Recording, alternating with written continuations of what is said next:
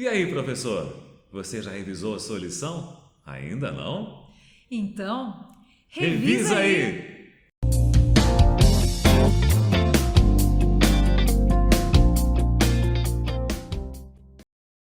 E aí, pessoal, tudo bem? Olha que legal recebendo aqui uma visita maravilhosa do Sandro, da Melissa Barcelos. Obrigado, viu, porque vocês estão aqui conosco. Um prazer. Sejam bem-vindos, viu, Sandrão? Uma alegria estar aqui com você, viu? Revisa aí, hein? Se você queria realmente estar com a gente. Isso é bom, isso é Queria bom. sim. Posso mandar um abraço? Mas, com certeza. Mandar um abraço pro povo lá de Nova Friburgo que está assistindo Revisa aí.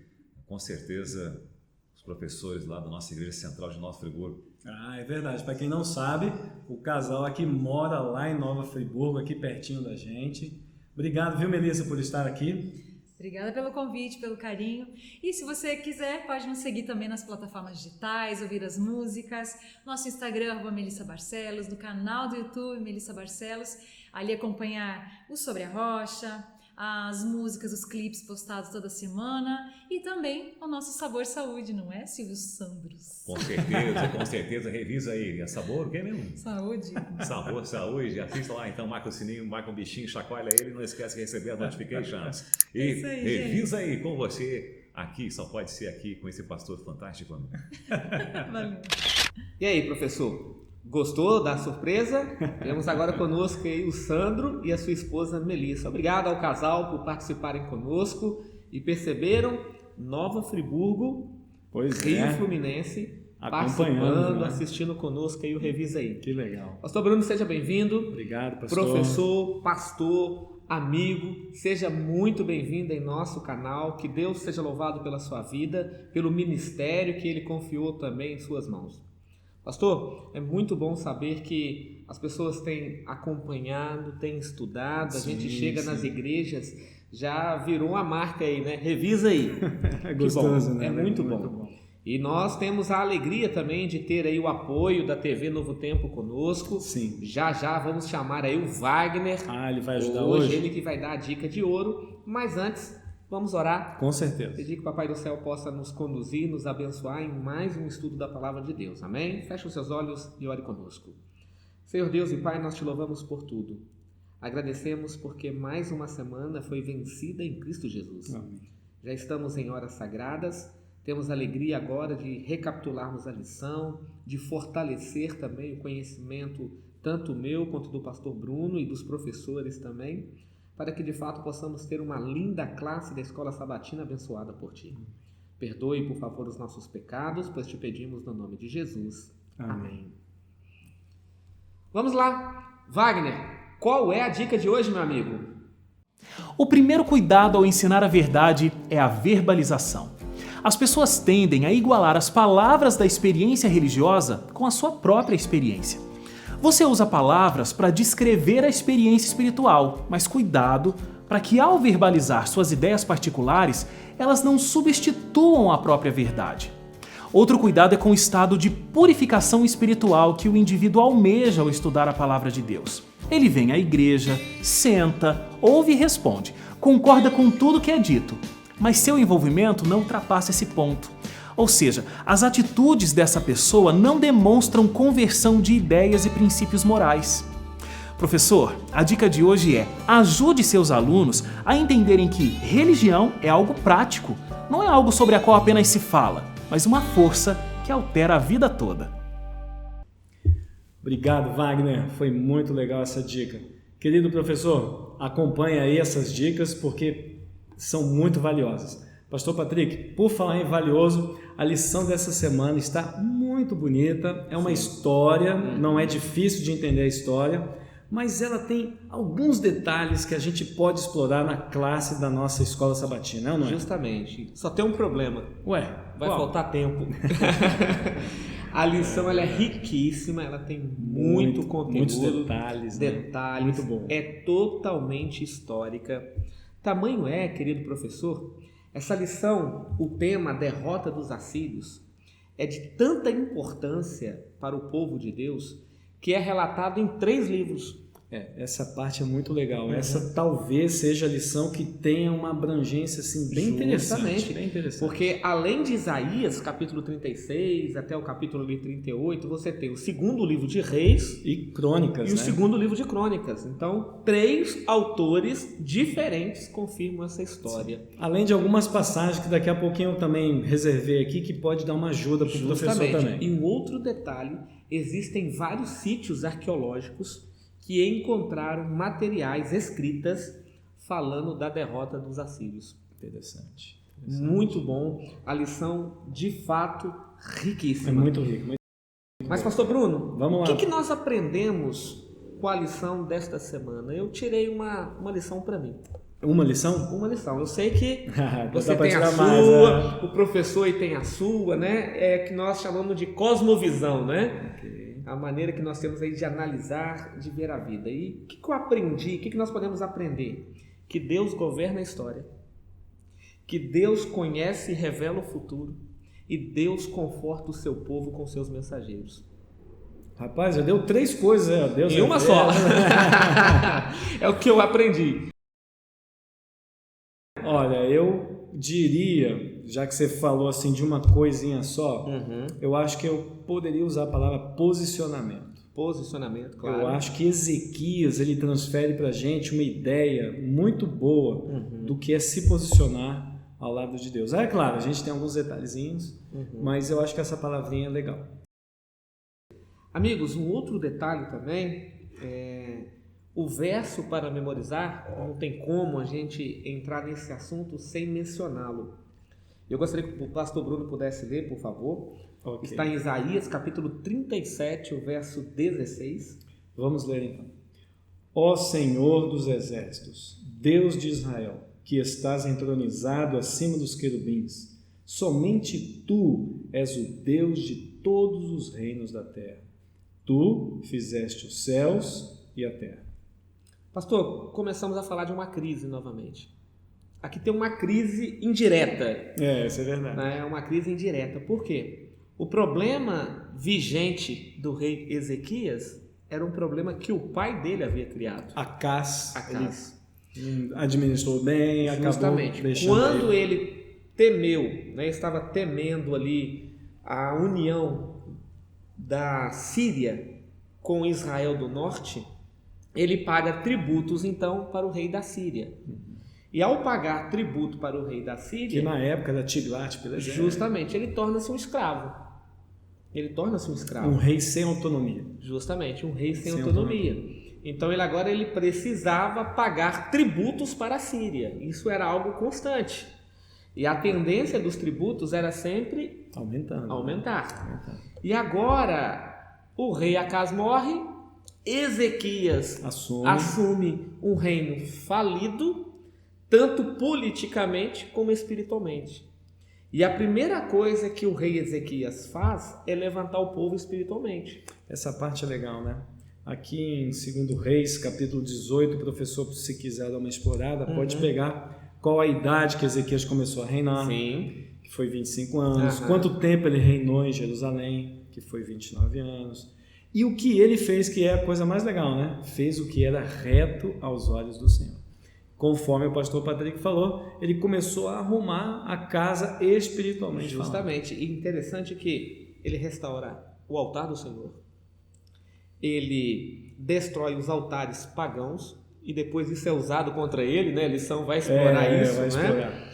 Ele também traz os levitas novamente para Jerusalém, para que o nome de Deus, para o templo, né, o nome de Deus pudesse ser louvado, os sacrifícios voltassem novamente. Então ele tira todo o paganismo de Judá. Uma coisa que eu achei legal é que aquela serpente de bronze que Moisés fez no deserto foi destruído na época de Ezequias. Justamente. Que chamavam de Neustã. Justamente. Eles até faziam algumas ofertas. Tornou-se um ídolo, incenso. Né? A tendência era para que o povo de Israel pudesse olhar para o alto, e agora eles estavam olhando era para baixo, né? Ezequias resolveu isso. Justamente, ele quebra ela, ele acaba com ela. Então você percebe que antes dele se preocupar com a política, ele se preocupou com a área espiritual.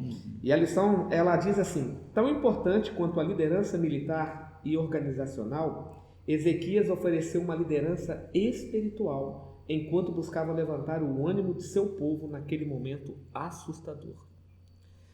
Quando o rei Ezequias começa a organizar tudo, morre o rei da Síria.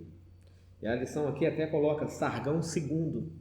Quando ele morre, o que Ezequias faz? Ele busca forças, né, com outras regiões que pagavam tributos também para a Síria. Ele se rebela. Ele fala, não vamos fornecer mais nada.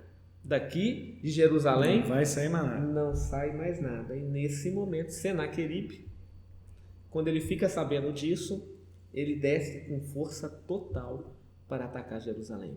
Aí ele usa algumas estratégias antes, né, que é a famosa propaganda. Justamente. Né? Achei muito legal a lição ter utilizado essa palavra. Por que eu falei de tudo isso e não falei do verso para memorizar, pastor?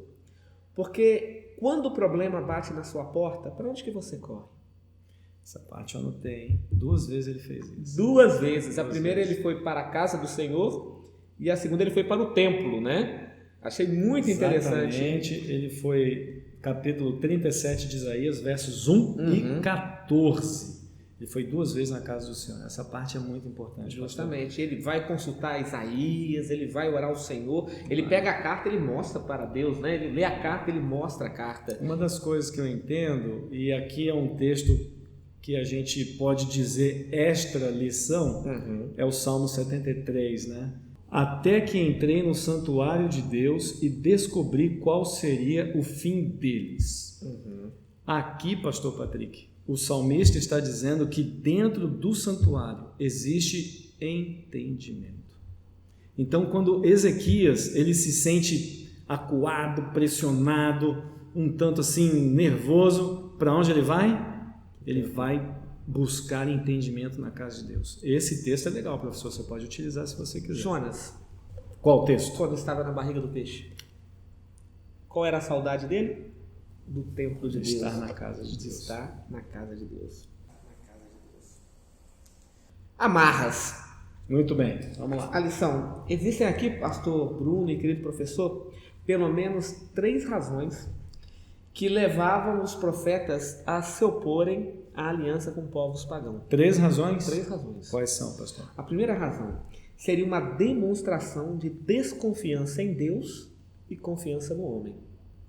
Primeiro problema aí, e Acaz entrou nessa. Entrou nesse aí. Ele entrou nessa, ele trouxe problemas para o seu filho, Ezequias, e para todo o reino.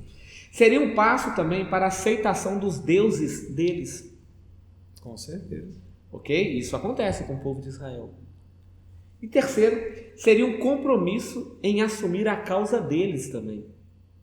E o que acontecia? O que aconteceu com o povo de Israel. Então, 3 razões. E agora você tem o rei Senaqueribe, ele invade Judá, ele conquista várias cidades. Vários lugares, né? Mas ele deixa Jerusalém sitiada por último. Como se Ezequias fosse um pássaro preso em uma gaiola. Utilizando essa expressão aqui, justamente, o autor usou isso, né? Ele fica legal. preso em uma gaiola. E agora, o que Ezequias fez mediante essa ameaça? Eu anotei 7 passos aqui, que é a pergunta número 2 aqui. Isso né? aí, o que ele fez, né? Então vamos lá, uma coisa que eu achei legal, ele consultou os seus oficiais, né? Depois eles tomaram a decisão de tapar as fontes das águas que ficavam ali pertinho. Interessante. Ele poderia dizer assim, eu vou agir sozinho, não preciso consultar ninguém, eu sou o rei, eu sou o ungido, eu sou o pastor da igreja. Não, o que ele fez? Chamou a equipe. Ele trouxe a equipe. A equipe, isso é ótimo. Poxa, que lição, né? Ótimo. Aí eles tomaram a decisão de tapar as fontes das águas, que naquele contexto, se hoje é importante, naquele contexto, imagina, muito mais. Sim. Ele restaurou a sua muralha e construiu uma segunda muralha, um anexo, fortificou o Milo. Pastor, eu vou ver se eu procuro aqui na minha Bíblia, eu vou mostrar aqui em Crônicas depois, uma imagem. Certo. Se eu conseguir, eu vou botar aqui no vídeo para o professor, certo, essa parte que ele reconstruiu, que ele deu uma fortalecida no muro, para a gente ter uma noção. Ele ampliou armas e escudos, né? Fez mais armas e escudos. Ele posicionou os seus oficiais de maneira estratégica, mas a parte mais importante é a 7ª. ele incentivou, ele estimulou espiritualmente o povo a confiar em Deus. Essa parte é a mais importante. Justamente. Então nós poderíamos dizer, dessas 7 aí, podemos resumir em 3 coisas, né? Provisões, ele fortalece e ele restaura a confiança do povo em Deus. Em né? Deus. Muito Em bom, Deus. muito bom, pastor Patrick. Muito Legal, pastor Bruno. Pastor Bruno, numa linguagem de marketing, dizem por aí que a propaganda é a alma do negócio. Para o bem ou para o mal. É isso mesmo. Para o bem ou para o mal. O rei Senaqueribe, ele tinha aí um porta-voz, né? Rapsaque. E sabe o que significa o nome dele? Não, o que significa? Copeiro-chefe. Olha aí, ó. Era um oficial, ok, do alto escalão do rei, e ele pede então que ele vá e dê as ameaças. Ele sabia falar hebraico, né? Justamente, ó, vá lá e fale para que todos possam ouvir. E ele fala muito bem, né? Sim. Ele fala muito bem. Sim. E ele faz uma propaganda, né? O discurso dele ali foi um discurso inteligente. O discurso de Rapsaque está nas 3 porções que a gente lê de 2 Crônicas, Reis e Isaías. Justamente. De tão bem feito que foi essa propaganda. E aí ele apresenta alguns tópicos. Ó. Primeiro que ele fala, olha, vocês vão confiar no Egito? Aquele Egito é fraco. pedaço de cana lá, né? A fraqueza Vai deles furar a tua mão. são evidentes. Vocês acreditam que a mão de Deus está com Judá? Tá, não? Aí ele reclama, né? Ele diz assim, olha, o seu rei destruiu vários altares, você acha que Deus se agradou disso? Pois é, só que ele não entendia que os altares que Ezequias destruiu foram altares pagãos e ele estava fortalecendo a adoração verdadeira que era em Jerusalém, né? Depois de terminar aqui eu vou comentar esse assunto aí. Porque Deus não permitia outros altares, né? Deus não permitia. Também ele diz, olha, a força da Síria é evidente. Onde passamos, Deus abençoa. E a gente destrói e a gente acaba com tudo. E ele chega a dizer que Deus é que enviou eles para poder dominar a Justamente. E outro argumento que ele fala, é Deus que está no controle da com a Síria. gente, né? É Deus que está levando. Pastor, posso fazer um comentário aqui? Claro, por favor. A pergunta número 4 é muito interessante, né? Porque ela diz assim, Rapsaque estava dizendo a verdade? Aí, na alternativa A, diz que sim, a alternativa B diz que é parcialmente. Então, a gente responde parcialmente porque nessa parte dos altares, a gente tem que meditar da seguinte maneira. É certo que Ezequias destruiu os altares, mas é certo também que Rapsaque não sabe nada de adoração. Sem dúvida. Quem é Rapsaque para falar de adoração? Rapsaque não sabe quem é Deus, não conhece Deus, não tem noção dos planos de Deus, e ele vira e fala, olha, vocês estão adorando Deus do jeito errado. Como é que alguém que não conhece Deus diz que a gente está adorando, ou eles, né, adorando Deus do jeito errado? Então, ele acertou em várias verdades, mas aqui ele foi parcial. A questão da adoração ela é tão fundamental que a partir desse discurso de Rapsaque é que Ezequias, então, ele parte para o seu pedido, o seu clamor a Deus. Então, é a primeira fuga dele para o templo. Exatamente. Quando ele é ameaçado, né, pelo alto oficial, copeiro-chefe, ele foge para o templo. E ali ele ora, né, ele rasga Ele busca Deus. o coração a Deus. Ele tem um encontro ali com o profeta Isaías. E Isaías, então, já pulando para a lição aí de terça-feira, né? Deus colocou aí um espírito de medo no rei, uma incerteza, ele sai, depois ele retorna, e ele então, para ameaçar mais uma vez o rei, ele escreve uma carta, né? E essa carta chega na mão de Ezequias, e Ezequias lê a carta e ele foge novamente para o templo, né? Mais uma vez, verso 14. Isso muito aí. Bom, muito bom. Ele corre para o templo. Então a lição aí a lição terça-feira com a pergunta de número 5, número 6 e número 7, ela trabalha dentro disso e tem lá a pergunta número 8, São né? 4 perguntas só na terça-feira. Só na terça-feira, né? Terça-feira é um encontro das águas aqui. Justamente. Porque de domingo a terça você vai se concentrar com Isaías 36, aí na terça começa a misturar o 37, na quarta-feira então você já tem o 37 propriamente dito, e aí na quinta, aquela parte final da história de Ezequias já pega 38 e 39. Justamente. Você vê então que Ezequias ele age com fé, ele se prepara, porque não adianta você, eu creio, cruzar os braços. Fica ali. Não, Deus vai mandar a benção, amigo. Do céu cai 3 coisas. Chuva, bomba e avião em pane. Tem que fazer a sua parte, né? Tem que fazer a sua parte. Não adianta, Senhor, eu quero parar de fumar. Ok, filho, então não acenda o cigarro. Não compra mais. Se você quer parar de fumar, para que você vai comprar um maço de cigarro? Compra um cigarro só, não é? Por que vai comprar 20 de uma vez? Então, Deus está dizendo, filho, eu quero te ajudar, mas você também tem que fazer a sua parte. Então, não adianta você apenas orar, não adianta apenas você ter fé, você também tem que agir. Então, o que nós percebemos que Ezequias, ele orou, ele teve fé, ele correu atrás, ele agiu. Aqui, pastor Patrick, a gente pode trabalhar com a palavra temor. Sim. Sem dúvida, Ezequias exerceu grande temor a Deus. Quarta-feira, o restante da história, pastor. Interessante que essa é a parte que o primeiro parágrafo diz assim: de acordo com os registros de Senaqueribe, ele tomou 46 cidades fortificadas, sitiou Jerusalém e fez de Ezequias, o judeu, um prisioneiro em Jerusalém. E nós falamos isso no início, né? Na nossa introdução, deixamos como ele um passarinho como um pássaro. Mas eu, lendo esse livro do autor, ele fez um comentário de um achado arqueológico. Sim. Ok? Não sei se você leu, né, essa informação. Ele diz assim: que não tem, né? Não tem essa vitória do rei Senaqueribe registrada. É um discurso, é só um discursinho ali. Só um discurso, mas olha só o que acharam aí, né? As escritas, os achados arqueológicos. Quando Ezequias, o judeu, sitiei 42 cidades fortificadas enquanto ele era rei.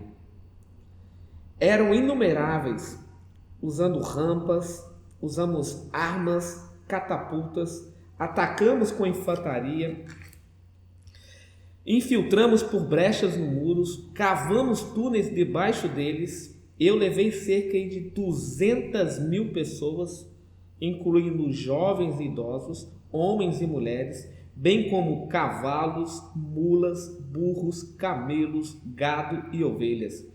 Tudo isso em grande quantidade, e as contei como despojo. Quanto a Ezequias, eu tranquei dentro de Jerusalém, numa cidade real, como um pássaro em uma gaiola. Cerquei-o com aterros e tornei impensável que ele saísse pelos portões da cidade. As cidades dele, as quais eu havia despojado, as separei de sua terra e as entreguei a Mitinte, rei de Asdod, Padi, rei de Ecrom, e Xilim-Bel, rei de Gaza, diminuindo assim a sua terra. A eles eu impus taxas e presentes pelo meu governo, além de tributos antigos, o pagamento anual deles. Só existe isso aqui.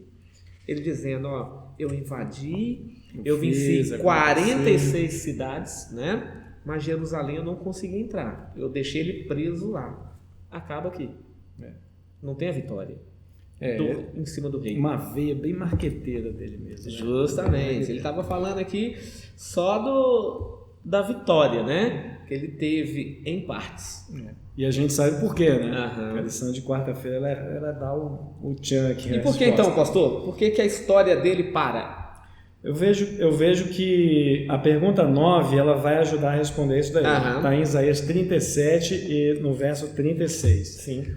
Então o anjo do Senhor saiu e matou 185.000 homens no arraial dos assírios. Eu vou parar por aqui. Em outras palavras, ele escreveu que ele cercou Jerusalém e nada fez porque ele não pôde literalmente entrar lá. Deus o impediu de fazer isso. Sim, sim. E houve uma morte, um verdadeiro massacre aqui, né? 185.000 homens. É muita gente. Foram dias fazendo despojo daquele povo. E aqui a lição de quarta-feira, ela mostra pra gente que Deus, ele responde tanto para o rei de Judá como para o rei da Assíria. Para o rei de Judá, a honra, e para o rei da Síria, a quebra daquele orgulho, porque ele desafiou Deus. Justamente. Agora, pastor Bruno, as coisas começam a se acertar. Deus foi à frente e resolveu o problema, estou livre da Síria. Só que agora eu tenho uma doença mortal. Essa parte é a parte final da lição, né? Eu recebo a visita do profeta e dizendo, olha, você vai morrer. Conserta aí a tua casa, Arruma logo, arruma as coisas aí, porque Você você vai vai morrer. Imagina, a hora que o profeta poderia entrar e falar assim, eu vim aqui para te trazer uma palavra de conforto, né? Deus já resolveu o seu problema, a vitória. Só que, lendo os comentários, e a mensageira do Senhor diz que era Satanás tocando no rei Ezequias para tentar matá-lo. para tentar matá-lo. Incrível, né? Porque se ele caísse naquele momento, se ele morresse naquele momento, o remanescente poderia ser comprometido. Pastor, essa parte me fez lembrar uma pergunta que tem... Aquelas últimas perguntas de sexta-feira. Sim, sim. E como o senhor falou de Satanás, Aham. eu queria abrir a Bíblia em Apocalipse 12. Certo. Ele os acusa de dia e de noite diante do nosso Deus. Ou seja, ele vai tentar de tudo a qualquer momento, mesmo que você se arrependa, mesmo que você esteja nos caminhos de Deus, mesmo que você esteja fazendo as coisas corretas, ele não vai desistir. E como Ezequias não desistia, então ele tentou acabar com a vida dele. Justamente. O rei ora, Clamando. ele vira para o lado, ele chora. Né? Eu fico imaginando assim, não quero morrer. Quero morrer. Não. Poxa, Ainda quero fazer mais, né? agora que as coisas começaram, né, a se aplumarem, agora que as coisas começaram a se acertarem, eu vou morrer, Senhor. Nós não temos a oração completa, né? O que de fato, quais foram todas as palavras do rei ao Senhor, mas Deus mandou Isaías voltar. E ele pediu um sinal, né? Pediu um sinal. Incrível esse sinal, Deus né? deu Incrível. mais 15 anos para ele e ainda deu um sinal. O pai recusou o sinal. E Deus que ofereceu o sinal para Mais cá, um né? pro filho. Agora é o filho que pede o sinal. O rei Ezequias pede o sinal. E aí ele aceita. Ele deu um sinal, um verdadeiro. Se o nascimento do bebê, o Emanuel, né, que na época de Acasa, agora ele vai e retrocede a sombra do sol, ele declina, né? 10 graus, ele ainda escreve 10 graus, impressionante. Agora, sabe o que é outro detalhe de extrema importância? Os babilônicos, eles estudavam, né? As estrelas, Deus, ele foi muito esperto. o sistema solar. Ele mexeu num ponto para atrair outro povo. E quem era o sol para os babilônicos? É mesmo, hein, pastor Patrick? Marduk. Era um Deus. Era um deus. É verdade. Aí agora o Deus deles volta para trás. Como se ele não tivesse força nenhuma, né? E aí chega aos ouvidos do babilônico, né? Dos caldeus, que um rei estava doente, orou, Deus deu a cura e ainda deu um E sinal. o sol retrocede. O sol volta. Eles vão atrás dele. Eles querem saber. Eles vão atrás dele. E aí tem vários sentidos aqui. Um sentido espiritual era Deus Levando o povo. conduzindo o povo de Babilônia, Para que eles fossem influenciados. justamente para que eles pudessem adorar o Deus verdadeiro. Só que Ezequias pisa na bola. Agora, Pastor, aqui, professor, você pode usar. Eu vou dizer isso por mim. Às vezes eu me vejo assim.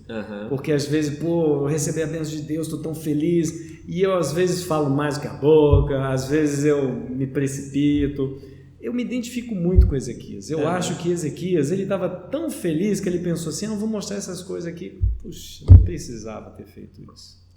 e outra coisa, ele trouxe a glória para ele. A glória tinha que ser para Deus. Quando o homem aparece, Deus desaparece, né? Ele trouxe a glória para ele.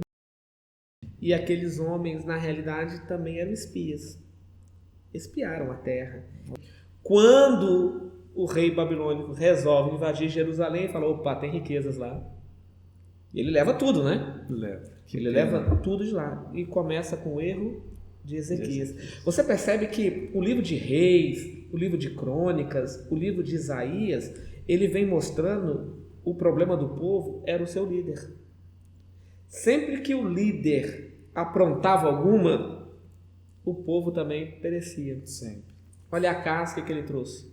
Aí o rei Ezequias Vai arrumar a casa. conserta a casa. Só que o rei Ezequias agora, nos 15 anos de chance, de misericórdia, de graça, ele pisa na bola.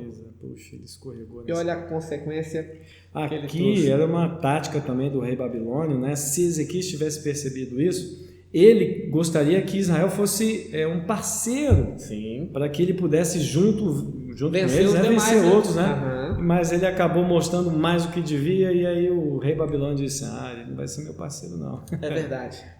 Temos que encerrar aqui a lição. Mas qual que é a palavra final aí, pastor Bruno? Tem algum recadinho para o professor? Professor, não esqueça que Ezequias ele é o nosso exemplo. Ele pode ser o nosso exemplo para aquele que é focado e aquele que pede atenção. Que infelizmente Ezequias não se concentrou bem nessa última parte. Justamente. E a gente precisa lembrar desse exemplo. Então não se esqueça. Deus governa a história. Deus conhece o futuro. E Deus nos conforta através dos seus mensageiros. Amém? Que lição fantástica. Incrível. E o nosso recado, né? Eu estudo a lição.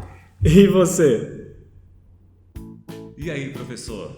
Você já revisou a sua lição? Ainda não? Então, Revisa aí! Muito bem, vamos fazer a Vamos de segunda novo, vez. de Segunda novo. vez, vamos lá. 3, 2, 1. E aí? E aí, professor? E aí, professor? E aí, professor? E aí, Vamos lá. bora? Revisou sua Vamos lição? lá. 3, 2, 1. Pronto? Pronto? Então vamos lá? 3, 2. Obrigado, gente. Valeu, muito show.